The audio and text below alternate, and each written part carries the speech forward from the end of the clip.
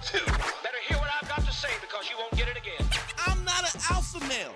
I'm not a beta male either. I'm just a better man. Well, put your happiness first, because if you don't, they won't. Yo. Yeah. Am I out? Yeah, you can hear me, Mike? I hear you loud and clear, All right, baby. Cool. What's up, y'all? Happy New Year. Better hear what I've got to say because you A won't little get it rusty again. for the new year, but It it's was such a good song. I wanted to hear it one last time. All right, fair enough. Happy New Year, Mike. What's going on? Happy New Year to the people. To the people. Most importantly, to the people. Happy New Year. Merry Christmas. It's a new year. Setting up for some beautiful new things. We gonna be doing this every Tuesday, the pre-show for In Godfrey We Trust. And then Godfrey's gonna come on time. We've been working on that. We had a long talk about that, so there's that.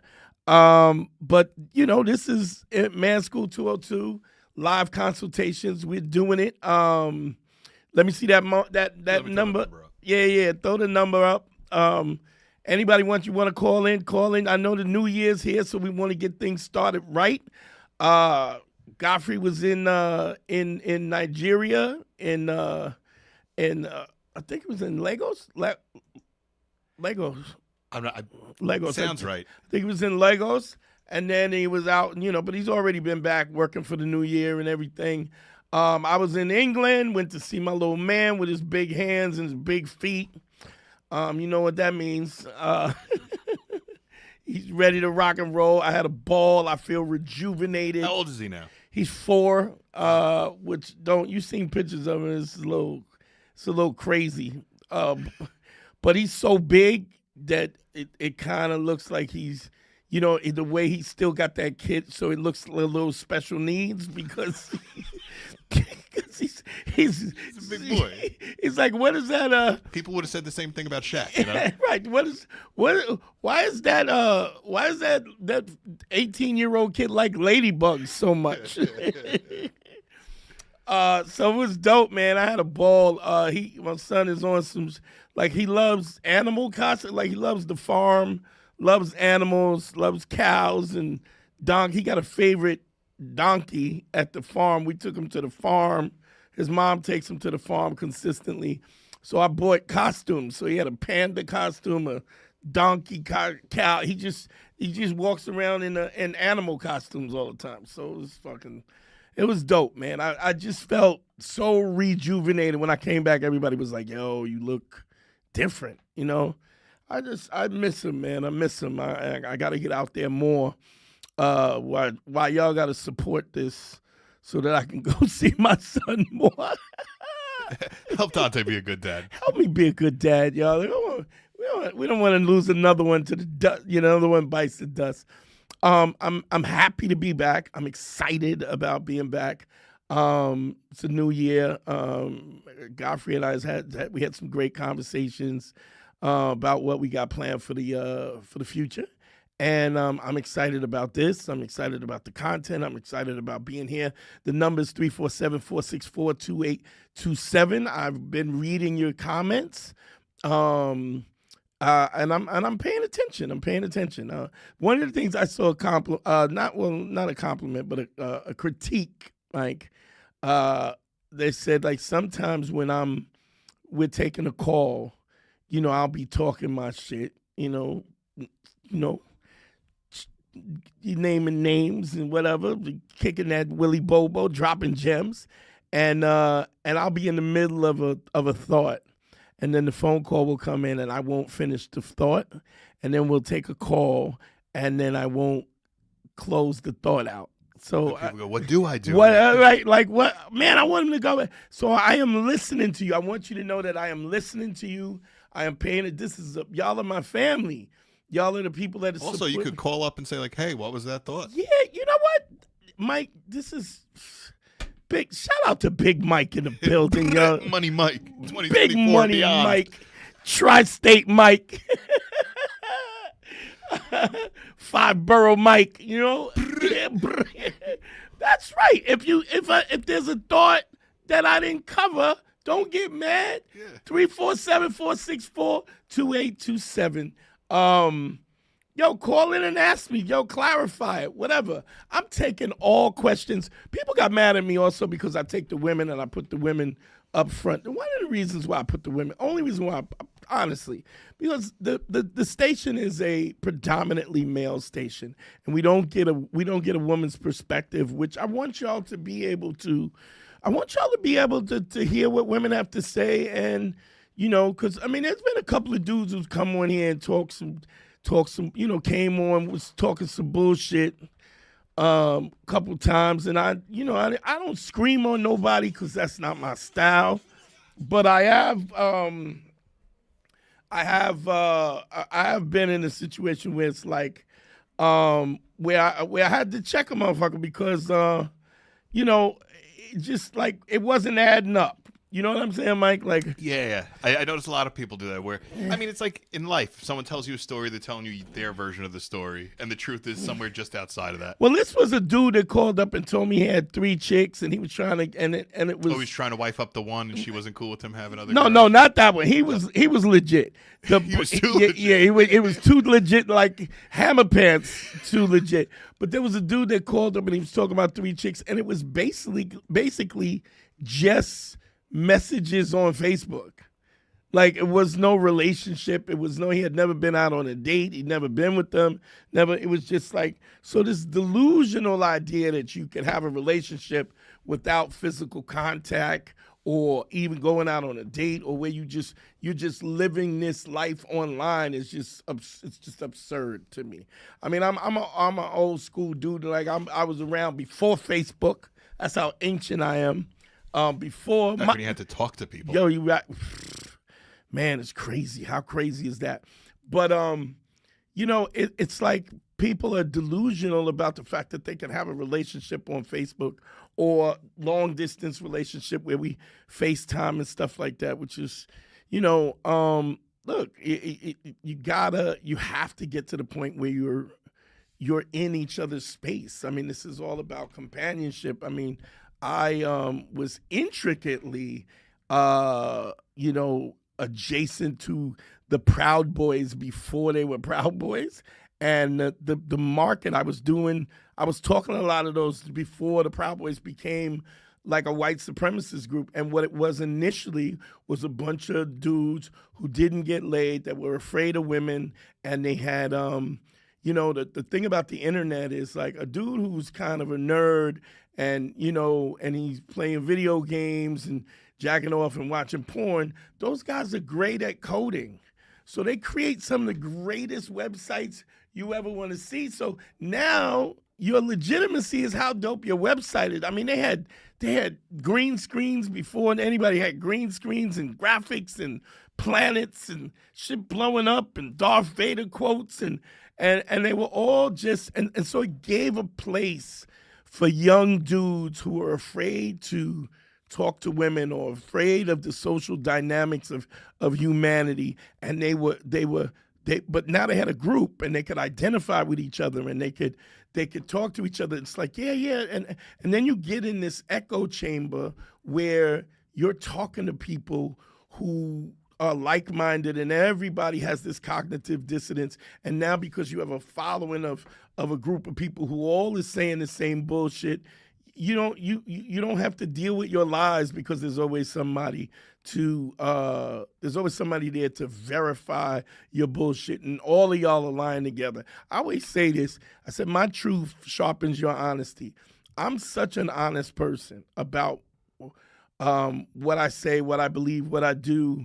I'm fully transparent about is that my honesty sharpens your truth, or my truth sharpens your honesty. What that means is that somebody who's full of shit is not gonna fuck with me, because I'm going to call you out on your bullshit. If it's something is not righteous, or it don't smell right, don't pass the smell test, what I'm gonna do is I'm gonna check you. I'm gonna be like, yo, that don't even sound right. That don't even.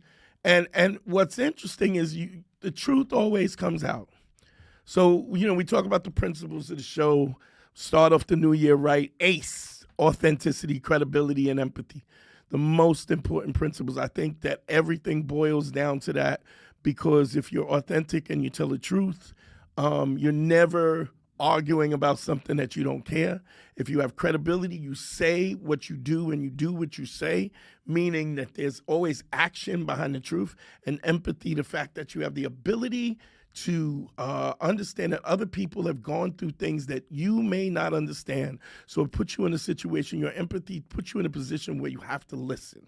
Now, that doesn't mean that somebody could just tell you some bullshit, because when you are paying attention, you're always going to see the lies quicker. That's men, women, and everything in between. I mean, you got to say that now, right? Everything in between is good. Yeah, there's an infinite amount these days. Yeah, So. right. But it's Wherever you may fall. Wherever you fall. And what I realized is even, it's like initially when we first started, so the podcast has gone by a couple of different names. Initially, it was with Patrice O'Neal. It was the Black Phillip Show. Then when Patrice died, I did a version of it, which was the Beige Phillip Show, was an homage to Patrice. And then we started calling it Man School 202 because just as a marketing way, it was for us to move, because everything started evolving. And it was primarily, we dealt with male-female relationships. And then we started, we had a few trans people on here, and we had lesbians and gays, and so I had to kind of reevaluate the principles that I was expounding.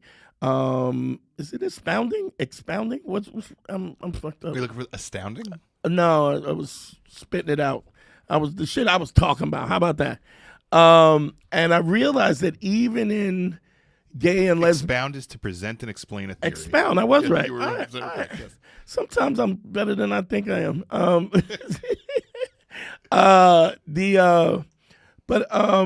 Some of the principles, and I realized it was very masculine and feminine based. And then I had it was a shout out to Pat Brown, very funny comedian. She tours with Tracy Morgan and all over the country. Pat Brown came on the show, and she was talking about how she liked this girl, but the girl really wasn't giving her the vibe, but she was hanging out with her, and it was hanging out, but it was nothing like physical going on. And I was like, it was like a revelation to me. Like I was like, oh shit, this lesbian is in the friend zone. Like it just, the same issues was at where this woman knew that she liked her.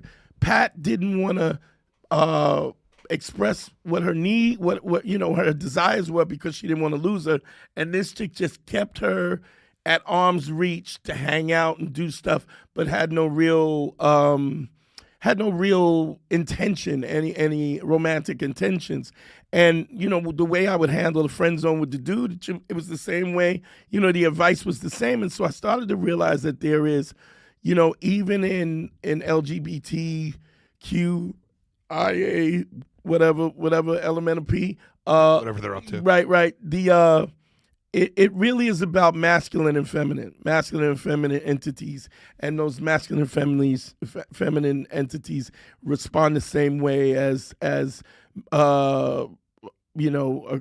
dominant and submissive. And so the principles, like, they line up the same way.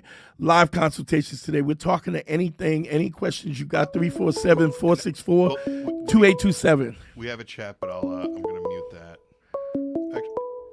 A chat? Caller, you're on the air. Caller, you on the air? Caller? Yeah, can you hear me? Hello? Yeah, we hear you. Yeah.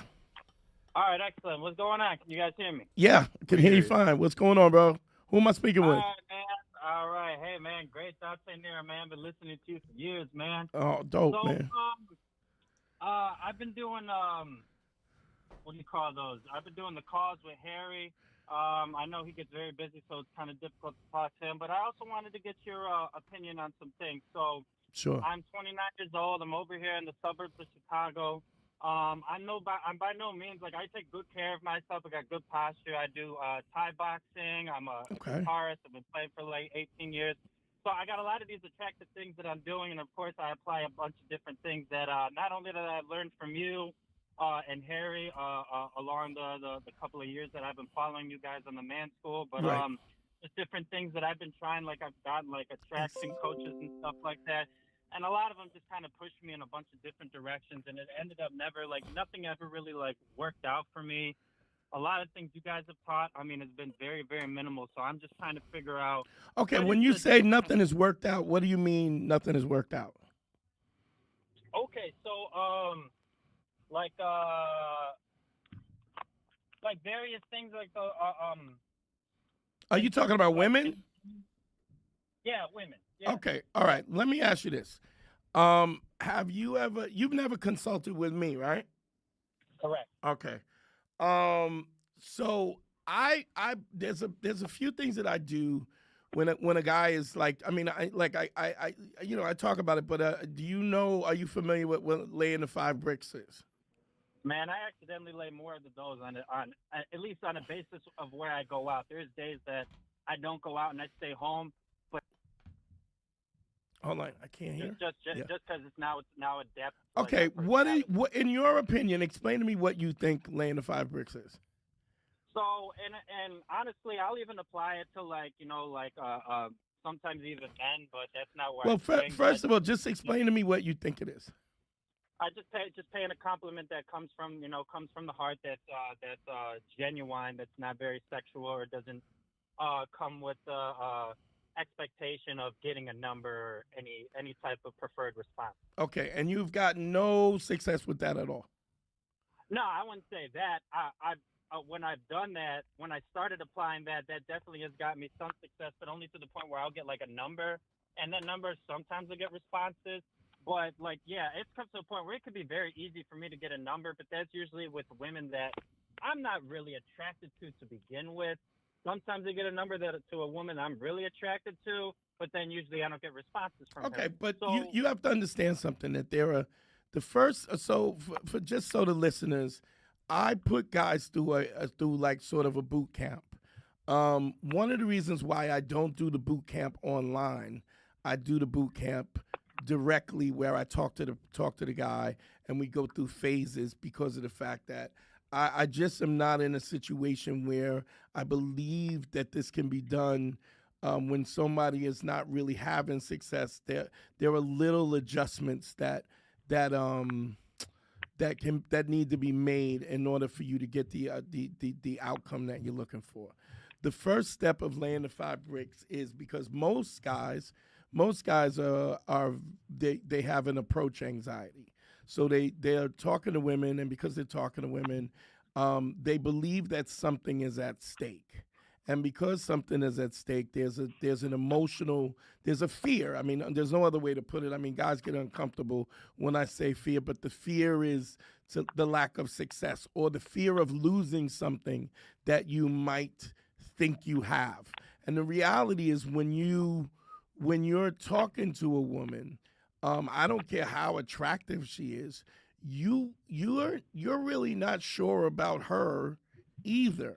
Your assumption is that she's attractive to you, but you don't really know what her value is. But the fact that if you haven't had a lot of feminine company, or you haven't been, your body count is not up, or you just haven't been in a lot of, social interactions, or been isolated, you seem to think that a woman's attention is important to you, and that puts you in an emotional state where you can't really assess, you can't really execute to create a situation where there is an actual physical or social dynamic element involved. So the first step does this. It takes a guy who is insecure, afraid, and it empowers him in a way that, so now that he can speak to women without fumbling his words or stuttering or whatever, and it removes the approach anxiety. In psychology, the terminology is exposure therapy, right? So you're doing this 5 times a day, where you're paying a compliment to a woman, 5 different women every day. Some of them attractive, some of them not, older, older, younger, but with no intention on getting the number.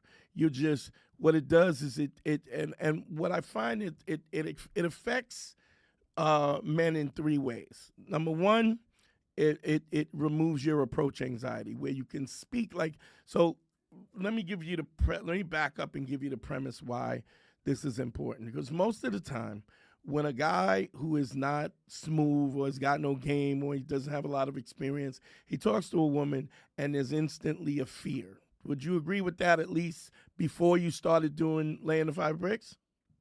Oh man, I couldn't even begin to tell you how correct that is, but yeah. Okay, yeah. So now here's the thing. One of the other sub principles is that you never let emotion have a seat at the table.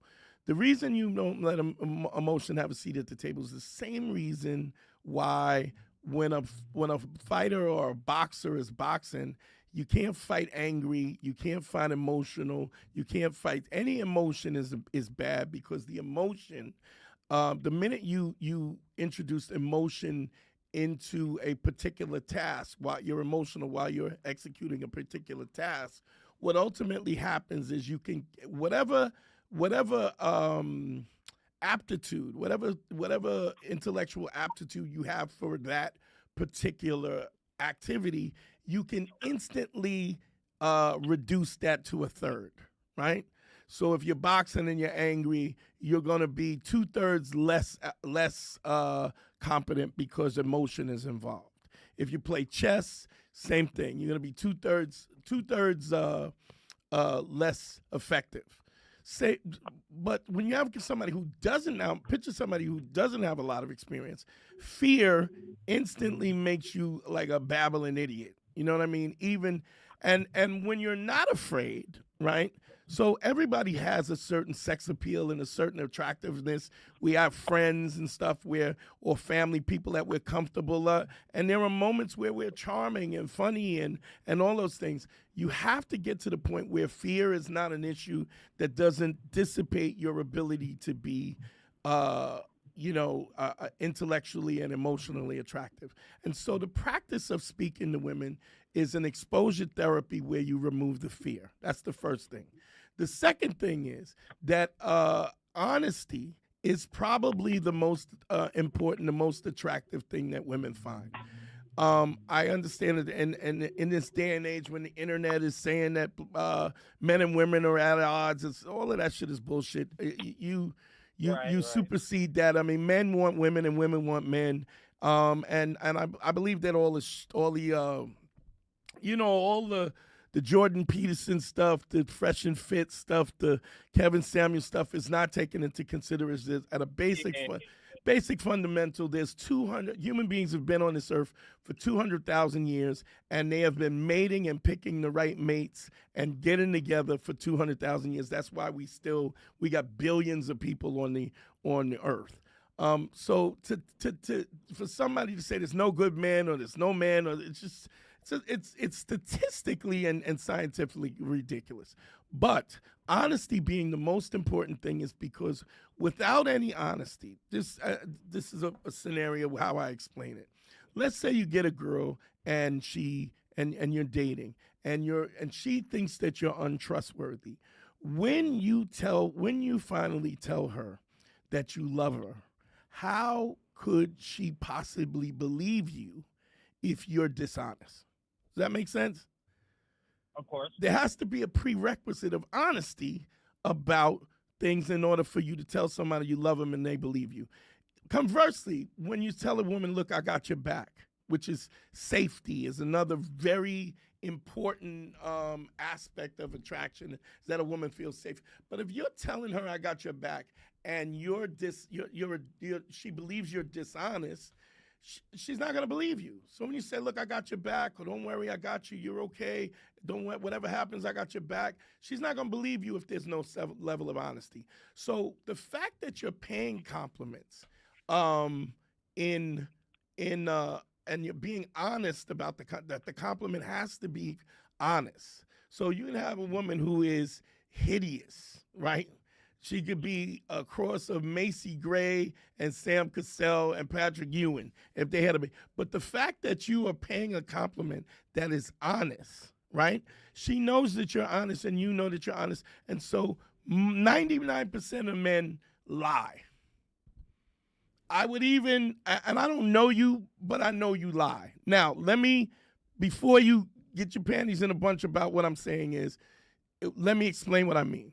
when men think about lying, what they think about is lying. I tell a lie to benefit myself. And a righteous guy or a good guy goes, well, I don't lie because I don't lie and I don't take advantage of people. That is only one type of lie. There's two other types of lie. There's a lie where you tell because you don't want to hurt somebody's feelings, right? So even if you're where you consider yourself a stand-up guy, right? I would imagine. And what's your name again? I'm sorry. Oh, Kevin. Kevin. So Kevin, have you or have you not lied to somebody before because you don't want to hurt their feelings? Come on, that's like a rhetorical question. Exactly. All right. So we don't even have to. Of course you have. Now, the other lie is, have you ever lied to avoid conflict? Another rhetorical question. Everybody does that. What I'm saying, the authenticity and the truth that I'm talking about doesn't give room for any lying. Not to avoid conflict, not to not hurt somebody's feelings, not for my own benefit because I'm trying to deceive somebody. And the reason being, and I'm not saying you gotta talk to somebody. Somebody says, how do I look? You don't go, God damn, bitch, or if a woman says, how do I look in this dress? Fat as hell, bitch, like that. That's not what I'm saying. Yeah, you'd be surprised, brother. I get it, but what you can say is, I don't think that dress is appropriate for you. Now. Yeah, right. Which is the truth, but it's just you're not trying to destroy somebody's life, right? But now, here's conversely, if I give you, I don't think the dress is really appropriate for you. We all know what that means. Yeah, you look fat in it, right? Or maybe you don't mean that. Maybe the color or whatever, but you're giving somebody the off-ramp so that they don't have to get hit with the bus coming or what you really think, right? And but if I say to a woman, I don't really think that flatters you at all, and then she says, well, what do you mean? You trying to say I'm fat? Now, if she doubles down and is asking for the truth, the raw truth in its entirety, then I will give it to her. Then I will say, yeah, it does make you look fat. I'll just be honest. So you got to understand, everybody doesn't want the truth in its entirety. And you got to, and I've had conversations with women that I've dealt with where I've said, listen, you're asking me a question that I don't think you're ready for the honest answer. Now, the question is, do you want the honest answer? Now, if she says yes, she's a grown woman, right? And I should assume that she knows herself to a degree where she can, where she's ready to take the truth. And even then, I don't think you have to be harsh and brutal and unkind, because I don't believe in that either. If you have to be unkind to somebody, it's not somebody that you should be talking to because you're wasting your time with somebody who you could be spending your time with somebody who's more worth your time. So, but if you double down and you ask me for the truth when I've given you the soft touch, the off ramp, then I'm gonna hit you with the real. Thirdly, guys will be in relationships or be in social interactions where they will not be honest because they don't want to confront, they don't want a confrontation, which means that you're still lying, right? So New Year's I was performing at Stand Up New York, and a young chick she was Cambodian, and she's got a really good looking guy. Older guy, he was like a physical trainer, good, handsome dude. He's standing behind her, and she's like, hey, yo, I told you to call me. Like, I know this lady because she said she was opening a comedy club and she wanted me to perform that. You didn't call me. I went down to Cambodia. You didn't call me. Now, this woman, I said, you never call me. It goes, that's because I closed it down because you didn't call me. I go, all of that is a lie. She goes, oh, now I'm a liar. I go, no, I'm telling you, you're lying. That's not true. She goes to another comic, hey, yo, I go, why are you talking to people like that? She goes, oh, he knows me. I go, yeah, but you're being rude. Why are you being rude? I'm not being rude. No, yes, you are being rude. She goes, I thought we were friends. Now, I go, we are friends, but that doesn't give you the right to be rude, right? You're being rude. Oh, that's my charm. I go, well, that's not charming. You being rude is not charming, right? And I'm doing this in front of her man because he's standing behind her. He puts up with her shit all the time. And he goes, oh, you got a lot of nerve? I go, no, I don't have a lot of nerve. I don't have a problem with our interactions, but you cannot be rude. I'm not going to let you be rude to other people while I'm standing here. And I'm saying, and she looks at her boyfriend, and I go, I'm saying everything that he needs to tell you. And she looks at him like, she wants to fight with him, but he don't want no smoke. So he just nods his head and points back at me like, like tap dancers do. Take it, right? Yeah. And then she goes, I thought we were friends. I go, yeah, but you're being rude. Well, that's my charm. I go, nobody thinks that that's charming. She starts pouting. Because this is somebody who's so reckless and so disrespectful. And because she's so aggressively disrespectful, nobody has ever checked her. The problem with this is she's standing with the dude, right? And now she wants to fuck me. Because I'm the dude who I don't give a fuck I don't care if you have a vagina. I don't care. You're not going to, there's a certain way that you're going to have to respond to me and to people around you, to waiters when we go out. And the reality is if somebody is that rude, right, and you allow that to happen because maybe you think you might get laid, you might get some pussy, you're willing to put up with that. Ultimately, you're gonna lead a miserable life with this person. Where the guy who she's with, every time I see this chick, he's standing in the background and she's yelling and this and screaming at waiters and bart, and I'm like, yo. So what I'm saying is, a lot of times guys are just happy to be able to use somebody as a dick cozy, right, and have some place to put it in the warm. Right, and they're willing to subjugate their own self-respect just to get that. And when you are honest, it doesn't. When you're truly honest, it doesn't allow you to do that. And what you find is the thing that would make somebody that most men would think would run a girl off is the thing that makes her attracted to you, because what you're in essence communicating. And so when I talk about subtext says, what am I saying underneath this? What I'm saying is that I have a certain level of value for myself. There's a certain way that I operate, and I'm not willing to diminish the level in which the level of respect and classiness in which I will operate, and the way the people that are around me, I expect them the same. So that is why lies are unattractive. Because you allow people to misrepresent it. And ultimately, even if you can lie, like I've heard dudes on the internet, like alpha male, they be like, yo, lie to these bitches, get the pussy, you're only like here's a crazy thing. And the way I can illustrate it is this. A guy who's 5'4" and lies about the fact that he's 5'6", right? What he's in, the subtext of what he's really saying is, 5'4" is not good enough, right? And if I was only 2 inches taller, then I would be worthy, right? Nobody dumps somebody specifically because they're 5'4" or 5'2".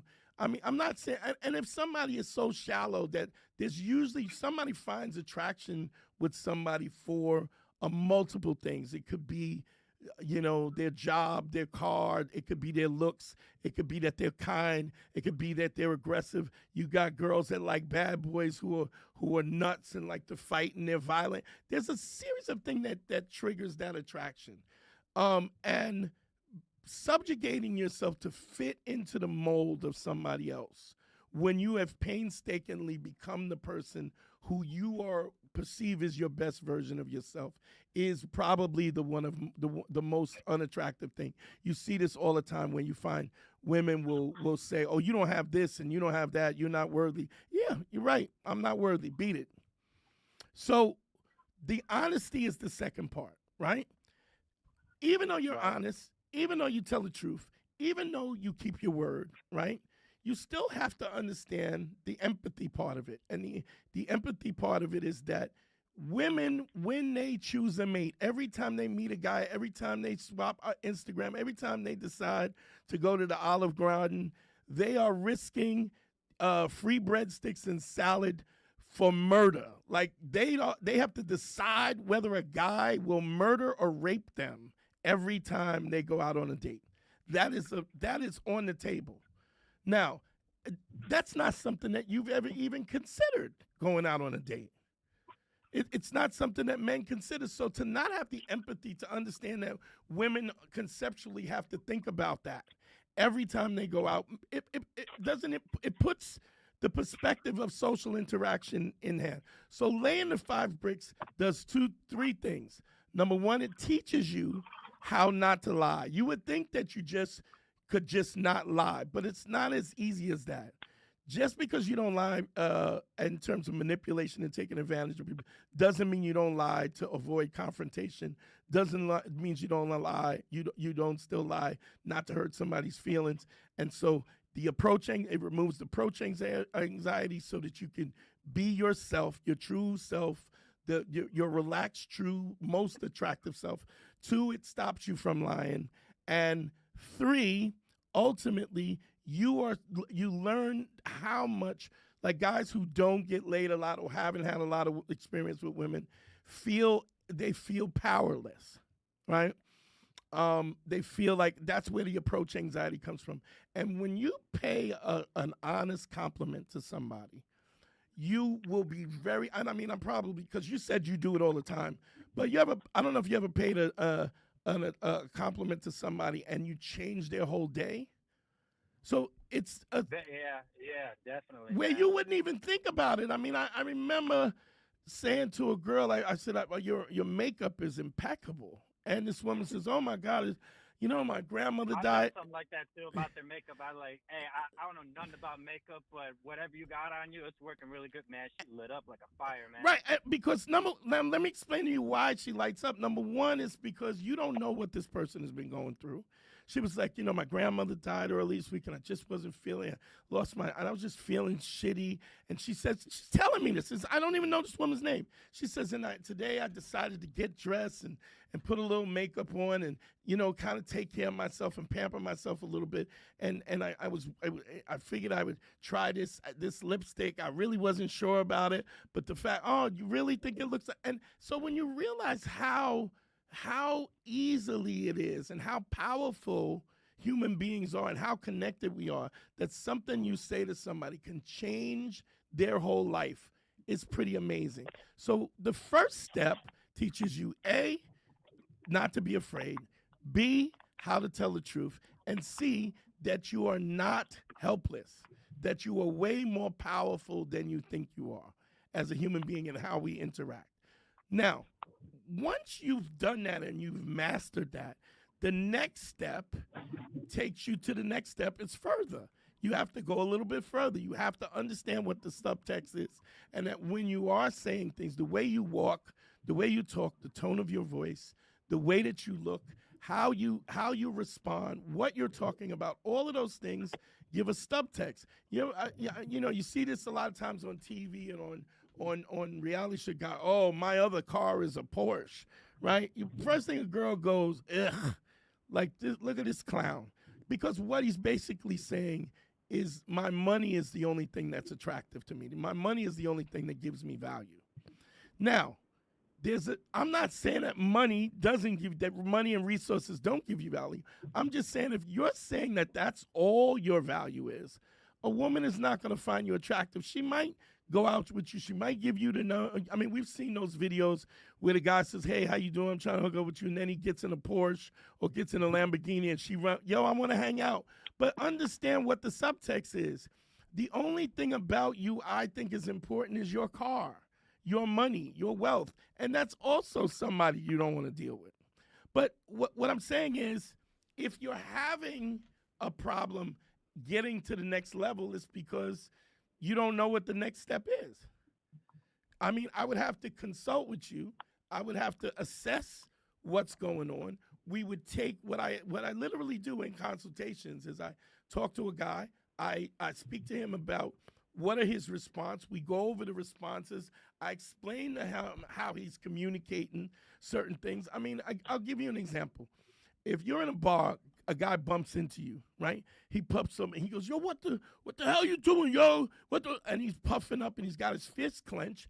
You know what that means. You know that there could be a physical confrontation, right? You could tell by the whiteness in his knuckles, right? So we understand that, but then we don't understand the nuance and the subtleties of when we walk in a room and we don't, like you said something you mentioned I thought was interesting. You were talking about good posture. Your body language says certain things. Everything is a tell, and women are masters at reading the tells. They have to be, because if they make a mistake, they could end up face down in wet leaves someplace. You understand? So there's a subtlety to it. So yeah, I mean, book a consultation, bro, and we'll get you to the next level. I mean, it's good that you're doing it, but there has to be it's like trying to learn how to sing from a teacher online. I need to the things that you're doing wrong. I need to change them and explain to you why they're changing. I mean, my financial model is not the greatest because what I'm really trying to do. That y'all don't know if you ever heard that terminology. Give a hungry man a fish, he'll eat for a day. Teach him how to fish, and he'll eat for a lifetime. I'm ultimately trying to teach you how to fish, so that you don't need me no more, which ultimately means that people don't consult with me and they don't spend money on one-on-one consultations. Don't forget, one-on-one consultations is DanteNero.com. Click on consult and you can do a one-on-one with me, and I'll explain all of this in detail. But there's phases that you have to go, and a lot of times, if you don't have the guidance, if you want to learn anything, there's three things you have to do. If you want to learn how to play ping pong, the first thing you do is you get a coach, right? You get a coach, and you have to get a coach that you trust, right? Then you have to empty your cup, and you have to absorb. You have to do what they're telling you to do.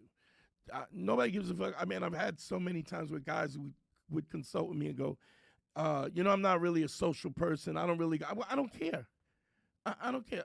It's literally like if I was a physical trainer and I said, listen, you got to pick up heavy weight. And you go, I don't really like picking up weight. I don't care. The question is, what is your objective? I'm the coach. I know how to get there. I've been there. I'm going to teach you. So you got to shut your mouth and do what you're told.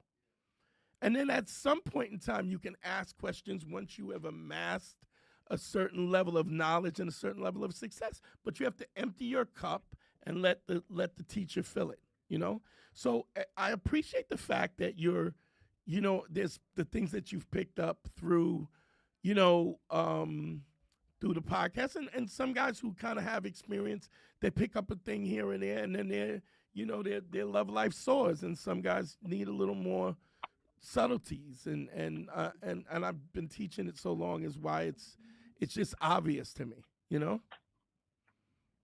Yeah, I heard that, man. You became a master, and now you just kind of teach any. But man, it's like you said in the damn intro to a lot of the man schools, man. I could teach a hedgehog how to have a threesome, man. Yeah, I mean it's like you said, there's rules in threesomes, And man, I was the type of guy that was very awkward, and I said good posture because I had bad posture for a long time, just kind of so skinny. I'm like an arthropod level, man. I didn't even lose my virginity until I was 19, bro. 2 years later, I had a threesome and not with a guy, with two females. You know what I'm saying? Okay, let me be clear. A threesome is two girls and one guy. Right. Yeah. A gangbang is two guys and one girl. Okay, so let's be clear. We don't mix those up. So it is what it is. Right. Unless, of course, you're into guys, then there's a whole. Right. Well, then, mission accomplished. Yeah. Right, So. Right. Now, I already had my mission accomplished way back when, man. And you know what, man? That was fun and everything, but I'm at the point where I really, and you know what? This might have something to do with it. I really, really hate the whole courting process, or just the process of even, because I love being in like deep romantic relationships. And I find that the most difficult thing to ever come across. Like, even if I find a woman that I'm attracted to, she's attracted to me, it's like I got a week before she's gone. Maybe have an interaction or two, and then she's gone, and then around with somebody else. Well, people know what they want. People know what they want. And I totally get that if it takes longer than a week or whatever. The point is, something that I say all the time is, I don't mind not fucking. I mind can't fucking. Meaning, if somebody has a rule, you listen to stupid Steve Harvey and the nonsense that he says and work 90 days. Look, the point is, first of all, he's a simp anyway. So simp and just the clown, the stuff that he says. But what he does do is he tells women what they want to hear and not the truth. And ultimately, this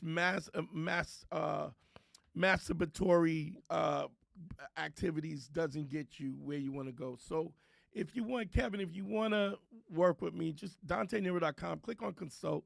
We'll assess it and take you to the next level. I mean, I've done this, thousands and thousands of guys still doing it. And I got guys who I've taken to the point where they don't even call me no more. Makes me lonely, but I appreciate you calling, bro.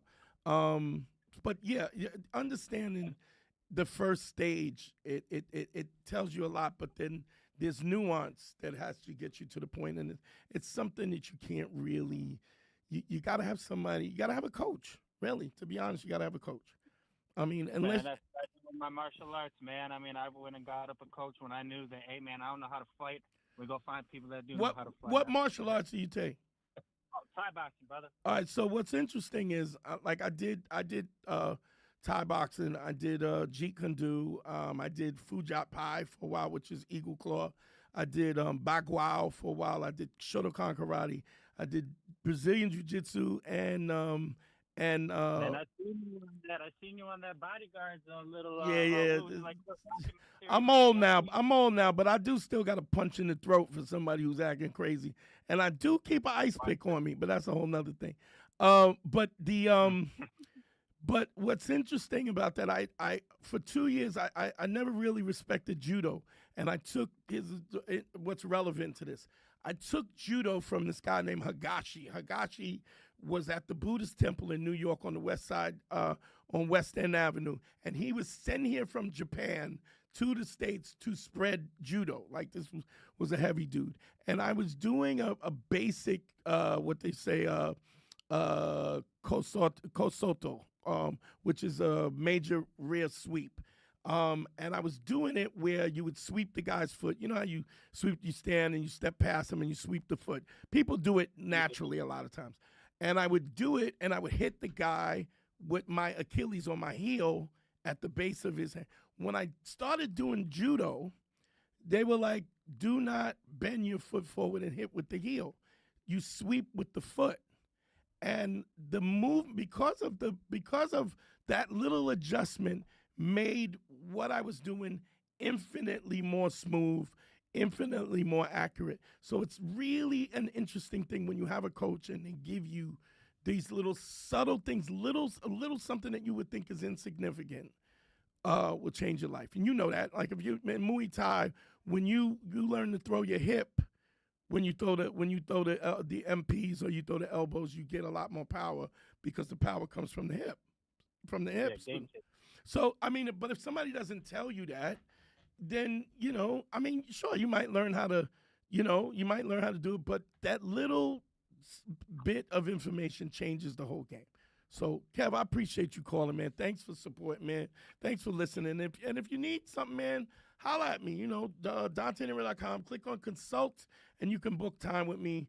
I don't hit nobody in the head. I mean, it seems a little more expensive than some people are talking about, but I don't really care. This is life-changing information. Things that once you get the information, it ain't mine. You own it. So, thanks, man. Thanks for calling in. Hey, one last thing, just a moment, just for a quick second, man, because I also got one quick thing, and I think I've heard you talk about this before in the past. Like, I've also had issues. This is why I've done combat training and everything, is that I always had issues getting into confrontations with people. Real quick, what's something that I could start doing that'll help me get the first step over that fear, even though I've already done martial arts training for years? What combat? Yeah, like you said, like you got to train, dog. You got to train. I mean, the great thing about martial arts, and this is about anything, about stand-up comedy, you got to get on stage. You got to understand that, what your fear comes from the fact that you don't want to get hit. But you can't fight and not get hit. The difference is in a dojo, you get hit, and then when you get hit, it ain't really that bad. Like, even if you get hit by accident, if somebody hits you with an elbow or something, and you get dropped, you wake up, you show up for class, and then you get it in again. You know what I mean? That's what training does. It gets you. Boxers train to get punched in the face and maintain their composure. That's why you spar.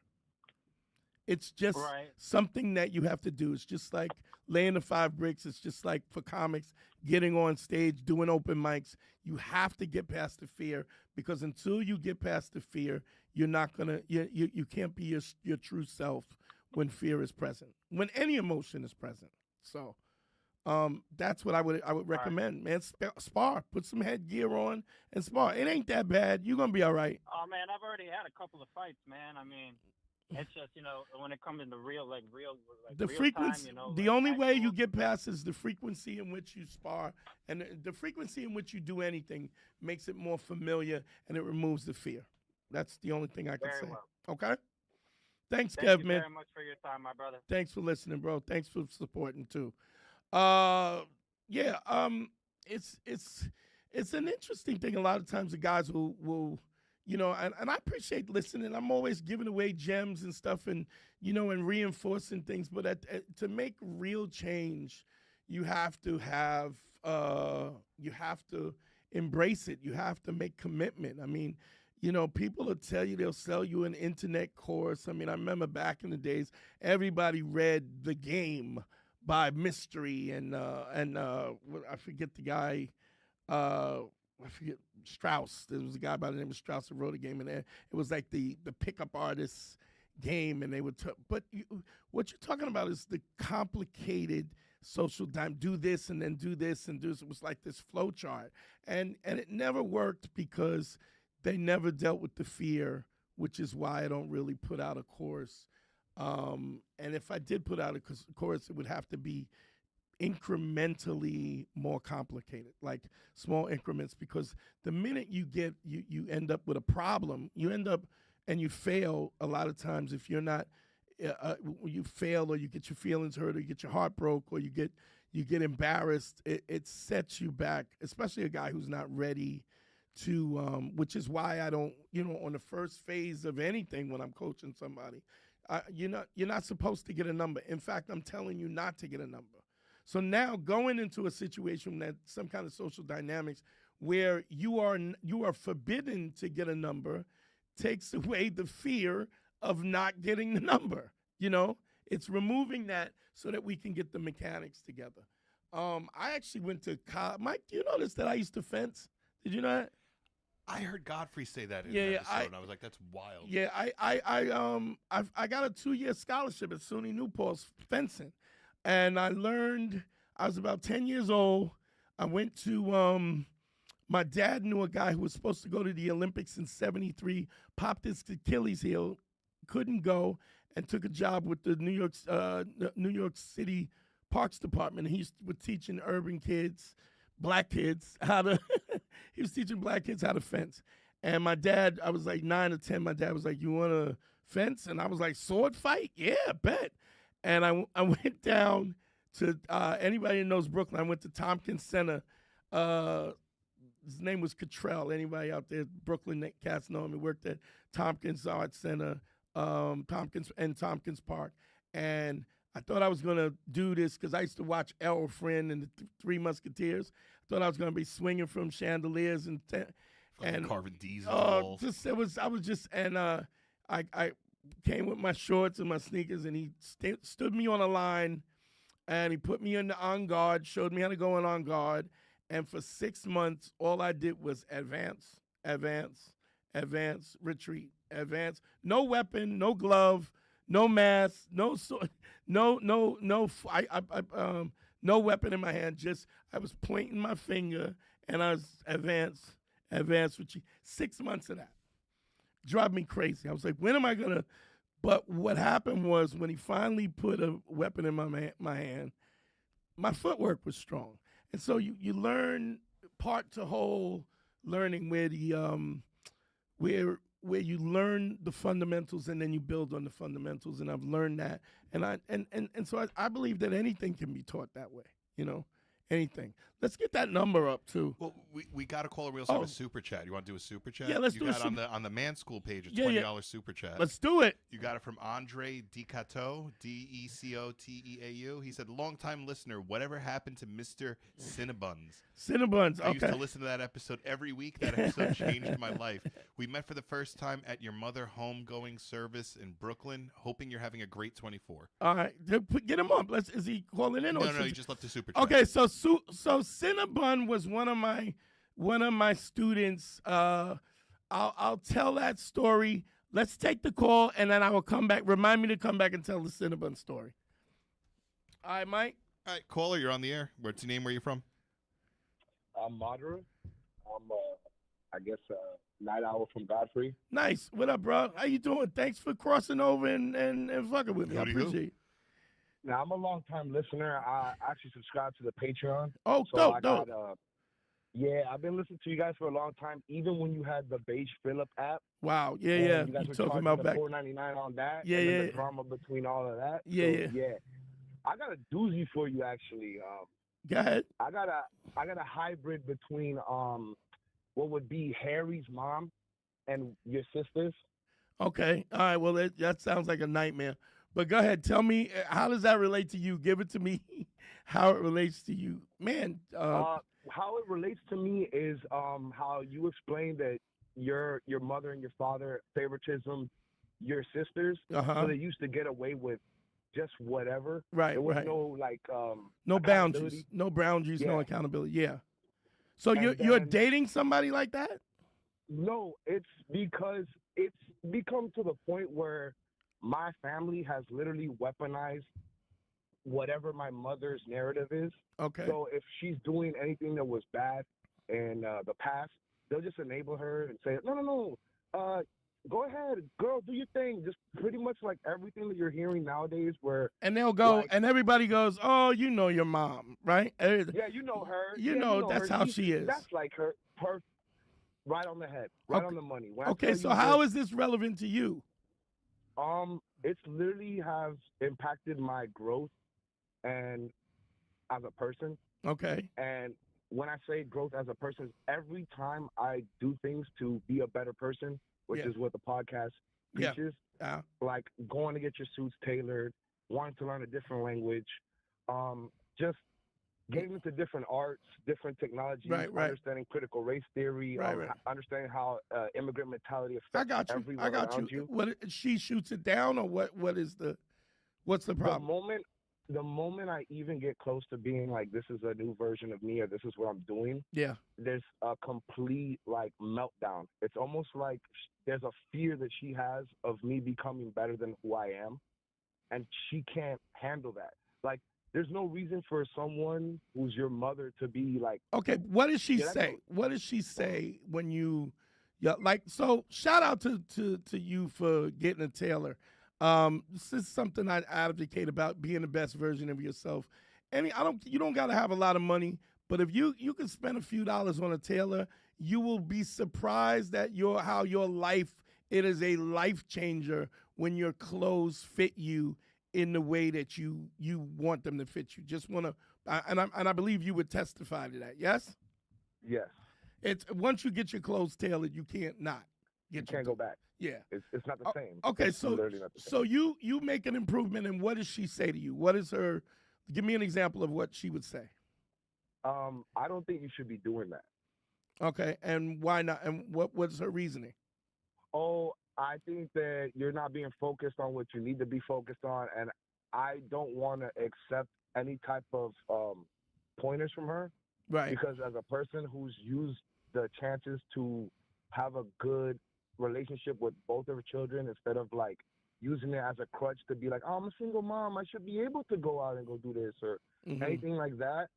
I don't want to accept advice from somebody who's not going to advise me in the way that I should raise my son. I'm not going to take advice from a terrible person. Okay, so what is the problem? What is the problem that's what she does, or how does it affect you? Or, I mean. How it affects me is I'm at the point now where when I do things and I know that it on paper it's successful. Like I didn't have a car before. I saved my money up. I got a car. I changed my job because of the way they were treating me at my prior job. Right. I'm doing all these stuff because I have a 2-year-old son, and at the time, it was COVID. It was hard for everyone to get a job. I don't want to make an excuse, but me and my baby mama broke up at that time, and all I've been doing is just trying to be a better person to be in his life. Okay. Just to be in his life. Right. Absolutely. Absolutely. There's nothing more important than that. Every time I feel like I get close, there's always some type of like crazy episode that happens around my house, whether it's like, oh, you're getting kicked out, or no. But I'm saying, how does she affect that? Because you're calling about this your mom who's a wreck who wants you to be a wreck, right? Is that what you're saying? Yeah, pretty much. But how does she have dominion over you that she can, or is it just what she's saying? It's certain things about like finances and experience in finances. Like I wanted to get a car like about 8 months ago or something like that. Yeah. And my idea and my research that I put into it was completely solid and sound. I found the dealership. I worked out the numbers. I worked out how many hours I worked, and this person just completely kept shooting it down. Oh, your mom kept shooting it down. Yeah, like, oh yeah. Okay, all right. Let me ask you this: is your mother happy with her own life? Hell no. Okay. Is your mother and what you said to me is everybody around her thinks that she's a hot mess, right? Even her sisters who previously enabled her, I get it. She's a hot mess. Okay, so here's my point. Why would you, if you had a guy, he's 40 years old, never got laid, or he's is never got laid, or just sitting home and he's giving you advice, would you listen to that guy? No, I wouldn't listen to Jordan Peterson. Exactly. Well, here's what's interesting. Here's what's interesting about this. We have parents, and we don't pick our parents, right? But we have as young people, we look at our parents as they are the all end all be all. But the reality is that when you get older, what you realize is a lot of the adults that you thought were adults are really hot messes. They don't have their life. And you can see that by the quality of life that they have, right? The way that people respect them, or the way that my older sister is just like that. She, people avoid her like the plague. She's delusional about who she thinks she is and what she is. She's disrespectful. She's just a mess. And she's a hoarder. So you go in her house, it's just stacks of milk crates and shit. It's insane, right? But she's quick to give people advice. The point is that you have to look at people, even when they're your parents. You have to look at them for who they are. In a critical way. You got to step back and say, if they didn't have the title of mother, what would I think about this person? Like my two older sisters, one of them passed away. The older one is still around. I just was like, I wouldn't even go to her funeral. You know what I mean? And I know that sounds harsh, but when I think about my relationship with her, it has never been redeeming. There's never been anything good about it. The only thing that remotely ties me to her is the fact that we are, we got the same father. But she's not a good person, and if she wasn't my sister, I would have never talked to her. If I did talk to her, I would have avoided her like the plague. I understand that she's your mom and everything, but the fact that what she says should roll off you like a water on a duck, because in her own life she doesn't have clarity, success, or happiness. If you can't do it in your own life, how are you telling me what to do? I'm not saying that there's some people that are not great teachers and maybe they don't execute as bad. But what I'm saying is, when it comes to overall, the constitution of what you're saying to your mother is that it's a mess. It's always a mess. And so she's going to have her opinion because she probably wants to keep you.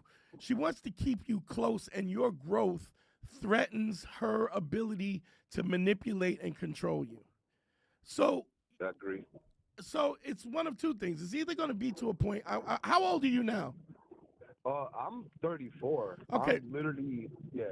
So you're close enough to the point where you might end up in a situation was like, I ain't fucking with that bitch. You know what I mean? Like you could. You don't even gotta ask me. Like, here's an example that you've laid out where the moment when you were holding your son and the moment your sister could have a chance to be malicious, I have that same instinct with my mother. That's why I haven't went to go visit my son. Now, do you? So wait a minute. Do you live with her or you don't live with her? I live with my mother. Okay. And what is this? Your mother-in-law? No, this is my biological mother. Okay. So the woman that you're having a problem with, you live with her? Yeah. Yeah. Okay. And why do you live with her? Because financially, I was not in a good place. Okay. Period. So so did you move back, or did you always live with her? I had to move back. I had during COVID, I had lived. No excuse. No. I'm not asking you to qualify it. I'm not judging it. What I'm saying is that as long as you're under her roof, you subject yourself to her nonsense. And so what your objective has to be to get out of that house. Yes. You have to get out of that. That has to be a priority, and they're just like you know, when you talked about putting these things in, you know, putting your destination and figuring out, literally writing down how you're going to move forward. You have to get out of the house. You're subject to this because you're at the house. And then once you're out of the house, you can decide what her access to you is or what her access is not based on that.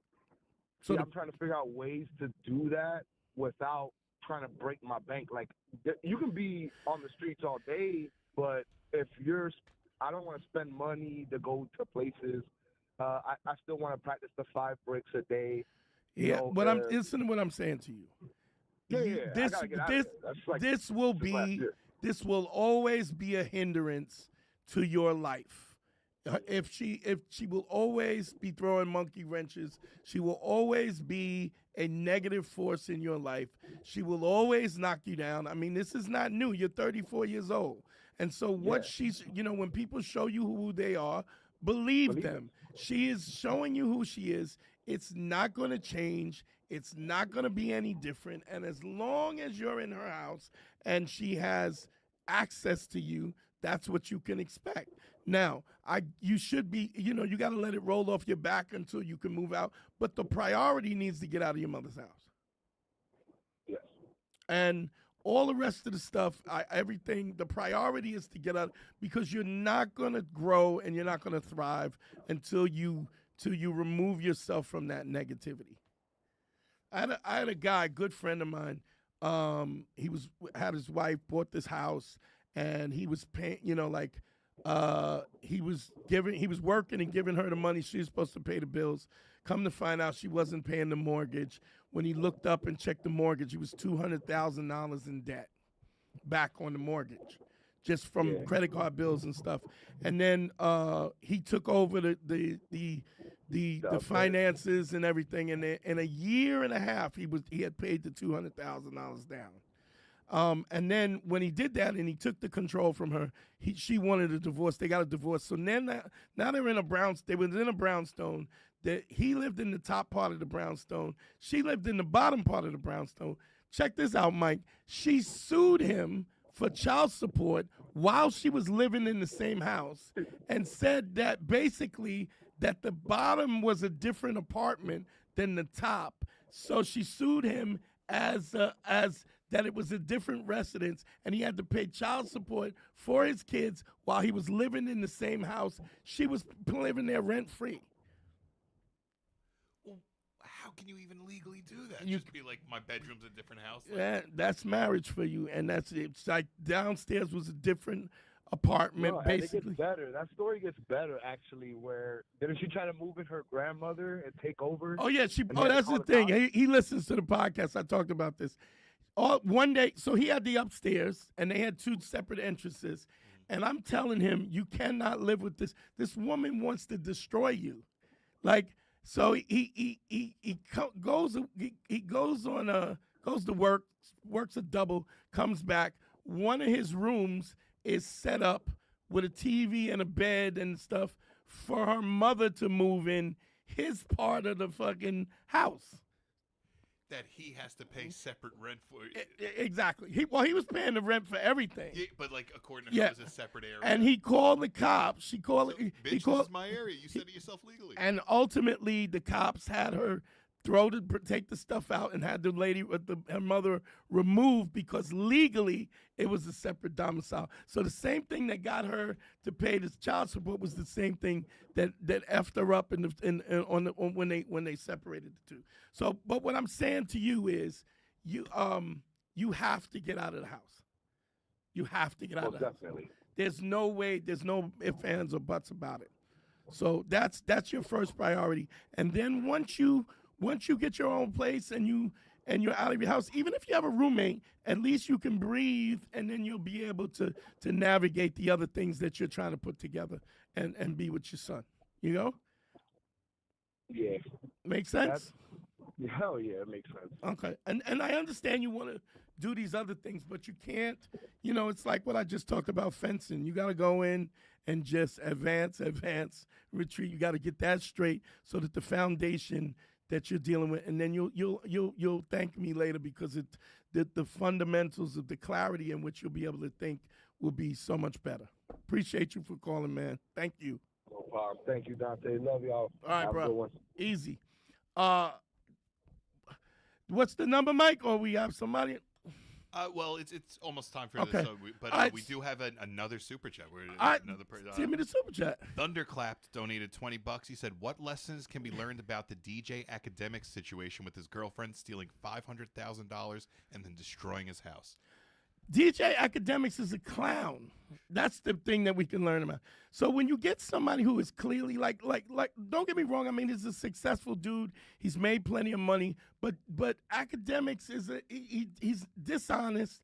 He's a clown. He's clout chasing, and so here he's dealing with some chick who clearly hasn't verified her about who she is and what her character is because he's trying to smash some cheeks where somebody who does that to you doesn't respect you. And the reason why somebody doesn't respect you is when you're not respectable. You got to be an honorable person for people to treat you in that way. And I'm not saying you can't be an honorable person and somebody do something fucked up to you.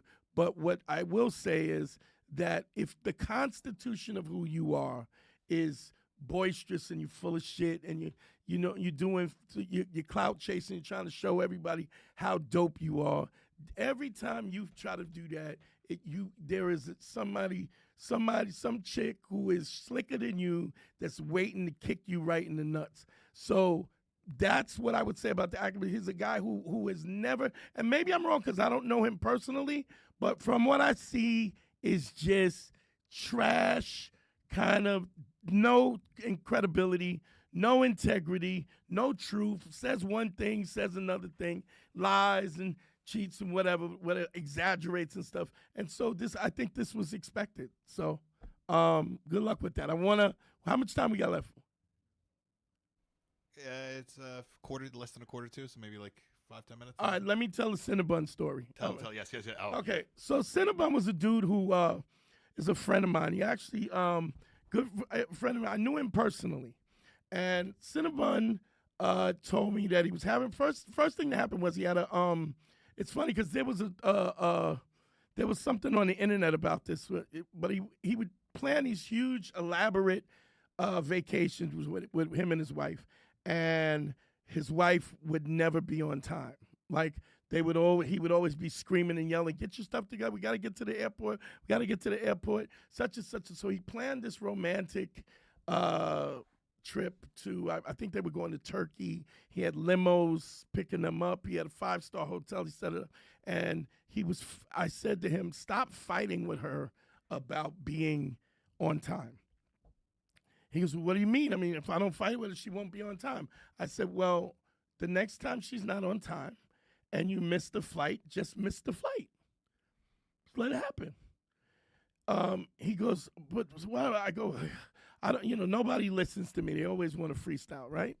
And I said, "And then if you miss the flight, what you do is you get your luggage and you go home, and then you and her look at each other, stare at each other in a house while watching Netflix for the next 7 days instead of going to Turkey and traveling all over the place." So they get to the airport. She says, "Oh, I'm hungry," right? They're already right on the edge of being late. He goes, "You want something to eat? Go get it." She goes, I want a Cinnabon." He goes, "Well, you get a Cinnabon." He goes, "You want to sit down and eat it?" She goes, "Yeah, I do want to sit down," and sits down and eats the Cinnabon. They get up. He looks at the clock. He already knows it's either pulling off. When they get there, wife gets there and she says, "Oh, wow, this is going to be an empty flight, right?" And he goes, "No, it's already left. The flight is already left." She goes, "What? It's left?" He goes, "Well, you wanted a Cinnabon. You figured that was important. So, I suppose that's what happened. We missed the flight." Now, what I directed him to do was to turn around and go home. If you wanted to give her her ticket, she could have got her ticket. Boom. It would have been fine. But he didn't do that. But they had to change the flight. They took the flight. The limo got scrapped. He lost money with the limo. Yeah, almost like a rich kid who crashes the car and the dad gets him a new one the next day because seriously, don't drink and drive this time. Right. And there's no accountability. Yeah, exactly. Fast forward, he gets back and he says to me, "Well, I didn't want to lose the down payment. I didn't want to." I go, "How much did you spend on this vacation?" He said, "About $5,000. I said, "How much would you have lost if you had just went home?" He goes, "Maybe about $300-400 in deposits and stuff, and I could have got the credit for the flight and whatever." I said, "Okay, well, it seems like a no-brainer to me because I would have been so angry, right, that I wouldn't have been able to enjoy the vacation anyway." But this is what this is what guys who are on that downside where they're in emotionally abusive relationships, they suck it up and they make the best of it, right? When he got back, she was like, "You yell at me, let's go to therapy." So they go to therapy. He decides, all right, I'll go to couples therapy. Naturally, she picks the therapist. Naturally, it's a woman. I'm not saying that that's a problem, but the fact that she picked her, whatever. Boom. They go to therapy. The first session they go to, his wife goes, "I want a divorce." She just blurts it out. He calls me up. He's crying or he's sulking. I don't know what to do. She wants a divorce. What do I do? I said, "Give her the divorce." He goes, "What do you mean?" I go, "Give her the divorce. Serve her with the papers." And because he wasn't listening, every time I told him to do something, he wouldn't do it. It would end up with shit. He said he called his lawyer, had the papers. 2 days later, they're eating dinner, and the bell rings. "Process, ma'am, Mrs. So-and-so, Mrs. Cinnabon, this is for you." She opens up. "What is this?" "Divorce. File for divorce." She goes, "You piece of garbage. You're a coward, this, that." And he goes, so they had already talked to me. What do I do when the guy comes? You asked for a divorce. I'm giving you a divorce. The next thing he says to me, "Now, what do I do?" I said, "You start acting like you're divorced." I go, "What do you like doing?" He goes, "I like to hunt. I like to ice fish. I like strip clubs. I like cigars, and I like scotch." You do all of that. Started going to cigar bars, going to strip clubs, going to hanging out, doing his thing. He comes home from the strip club one time. He calls me up, "Yo, I think I effed up." "What happened?" He goes, "I came in." And, he built this house for her. He built the house, circular driveway, heated driveway. double sinks, the double vanity sinks, the works. She moved her mother in from Washington Heights. Her mother was in a project from Washington. She's living in the house. She has a part of the house, the whole shit. He says, I came and looked at the sink. She found this curly hair and stretches it out and puts it on my sink. What do? I go, here's what you do. You go to the strip club tonight and you get a straight one that's blonde and you put it next to it. And you line it right there and you leave it there. He says, you're crazy. You want me to do, you trying to, I go, just do what I say. Put the hair there. She didn't say anything. The hair stayed there for 2 or 3 days, and maybe she thought it was an accident. Eventually, she cleaned it off and cleaned the sink, said nothing, right? Here's the next thing you do. I go, did she tell your mother your mother-in-law that she wanted a divorce? She goes, no. He goes, you tell her. So he goes to the mother-in-law and says, Abuela, listen, I know you're part of the family. We love you here. You're great with the kids, but I think I would be remiss to not treat you like family. We have to sell the house. We're splitting the house, and I want you to know you're going to have to find some place to go because your daughter asked me for a divorce, and I'm granting it. Now, a Dominican grandmother, she goes, did he beat you? No. Did he cheat on you? No. Did he? What? No. Well, what do you? He yells a lot. Well, I would yell too if I was trying to get to the airport too.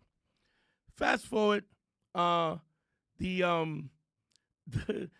next day the engine light comes on. He has her. She has a car. He has a car. The oil light comes on. She got to get an oil change. She goes, the oil light came on, and he goes, well, here's the number. Call them up and go. Normally he would have taken it, done it himself. So she goes, I don't know how to do this. Well, call them up and figure it out. She goes to get the oil. She goes to yoga first. Then she goes to get the oil. Naturally, she doesn't get there until 10 o'clock. Any guy that goes to the dealership, you got to go 2 hours before it opens so you can get online so you can get home. She calls him at 2:30 and says, listen, I don't think I'm going to be able to pick up our daughter. He goes, I'm already at the school picking her up. Soon as you didn't go at 7:30, I knew I was going to have to pick her up. He ends up hanging at the strip club. Long story short, hooks up with this 24-year-old chick, stripper chick, starts smashing this 24-year-old chick. She says, hey, I'm kind of into girls too. I hope you don't mind. Would you think you would want to do a threesome with me and my girlfriend, right? Sure. She keeps talking about this. He ends up doing the threesome. 24-year-old and a 25-year-old, two chicks climbing all over his old big belly, loving him to death. I gave him advice in the threesome, which I knew he was going to fuck up because I said, everything you do goes through the girl that sets up the threesome. You kiss her first, you fuck her first, you eat her pussy first. Everything you do through her. It's the decorum of threesomes, right? Naturally, he didn't do that. One went to the bathroom. The other one went to get up, and she's blowing him. When she comes back, she's blowing him. The other girl that set up you piece of shit, blah, blah, blah, blows up. And then he stays there effing the other girl the whole time. So the threesome is shot, and any room to get. But now he's a 53-year-old guy, just had his first threesome after 15 years with two 20-year-old strippers when his wife is old, dumpy. His wife's body looks like a garbage bag full of shoe boxes, right? And now you can't put the genie back in the bottle. Dated a bunch of young girls for a long time, realized that he couldn't date these young girls because all these young girls wanted kids. Started dating women a little more age appropriate in their 40s, has a beautiful Brazilian girlfriend that cooks, cleans, blows him and loves him to death, lets him hunt and do whatever he wants. His wife is now in a house with the grandmother, in a 2-bedroom with the grandmother and the 2 kids. I mean, one of them is the son's getting ready to move out now, miserable, getting fatter every day, and can't even use the TV because Abuela is watching novellas every day, miserable as hell. And he lived happily ever after. And he lived, still living happily ever after. Shout out to all the fans, man. School we have fans. one more super chat. Please. The final super chat, $10. Xavier said, Dante, thanks for the wisdom. Your lessons are making me take leaps in my development, relationships, work, everything. Your honesty is sharpening my truth. Gracias, hermano. Thank you, my man. I appreciate you. Don't forget, like, subscribe, spread the word. Please share my stuff. That's the only way this movement is going to grow. Also, for consultations, DanteNero.com. Click on consult. Follow me on Instagram. Follow the Man School on Instagram. Follow the YouTube channel. Please, please, please. I appreciate y'all. I love y'all for listening. I love y'all for supporting me. I mean, I'm the luckiest man in the world that I get to do what I want, which is help people and help them grow. And with all this shit that's going on and all this nonsense that's on on the internet that's ruining people's lives. Man, I love y'all. Thank GYBB, get your balls back. WWDD, what would Dante do? The Sexual Revolution is being podcasted. Yo, I love y'all. I'm out. Peace. Score 202. Better hear what I've got to say because you won't get it again. I'm not an alpha male. I'm not a beta male either. I'm just a better man. Well, put your happiness first, because if you don't, they won't.